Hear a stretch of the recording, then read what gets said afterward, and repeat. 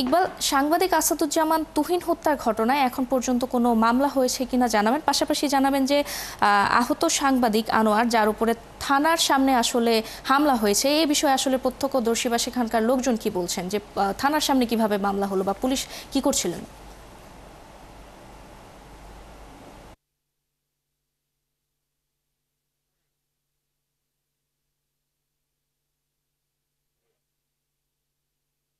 যেটা বলছিলেন আগের দিনের ঘটনা, সাংবাদিক আনোয়ার তাকে মব সৃষ্টি করে মারাত্মকভাবে জখম করা হয়। এখনো সেই ঘটনায় কেউ গ্রেপ্তার হয়নি, যদিও আসামিদের অনেকেই চিহ্নিত হয়েছে সামাজিক যোগাযোগ মাধ্যমে।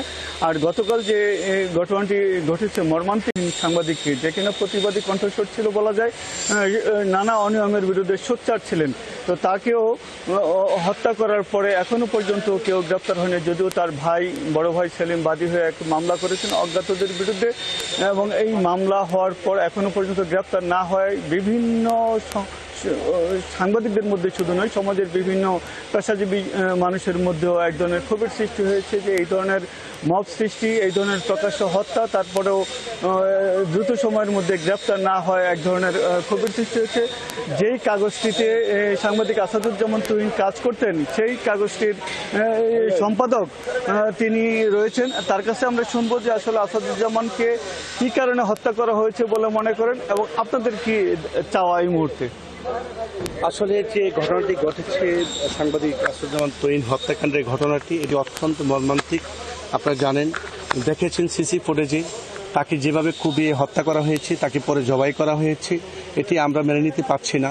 তবে আমরা গতকালকে আমি রাতে 8টার পরে শোনার পরে আমি গাজীপুর সদর হাসপাতালে এসেছি, এখন পর্যন্ত হাসপাতালে অবস্থান করছি। কিন্তু আমরা লাশটা পুলিশ সেখানে ফরেন্সিক বিভাগে পাঠানোর পরেও বাসন থানা থেকে কোনো পোস্টমর্টম করার যে তদন্ত কর্মকর্তা এবং কোনো কাগজপত্র পোস্টমর্টমের জন্য পাঠায়নি। এই কারণে আমরা অনেক বিড়ম্বনার শিকার হচ্ছি। আমরা আজকে ঠিক 1টার সময় নামাজের পরে জানাজা হওয়ার কথা ছিল গাজীপুরে, সেটি মনে হয় আমরা আজকে এটি করতে পারবো না, কারণ এই কাগজগুলি না আসা পর্যন্ত তো আমরা পোস্টমর্টমের কোনো ব্যবস্থা হবে না।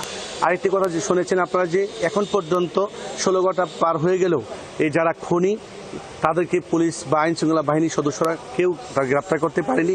এটি আমরা সমাজের এবং আইন শৃঙ্খলা বাহিনী সকলের কাছে আমরা দাবি জানাবো, যারা প্রকৃত খুনি তাদেরকে দ্রুত গ্রেপ্তার করে তাদের দৃষ্টান্তমূলক শাস্তির দাবি জানাই। আপনারা জানেন, সারা বাংলাদেশের সাংবাদিক না, শুধু সমাজের প্রত্যেকটা মানুষ কর্মসূচি দিয়েছেন এবং বিচারের দাবি জানিয়েছেন।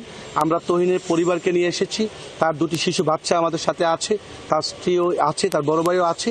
আমরা পোস্টমর্টমের শেষ হলে আমরা তাকে দাফনের ব্যবস্থা করবো ইনশাল্লাহ।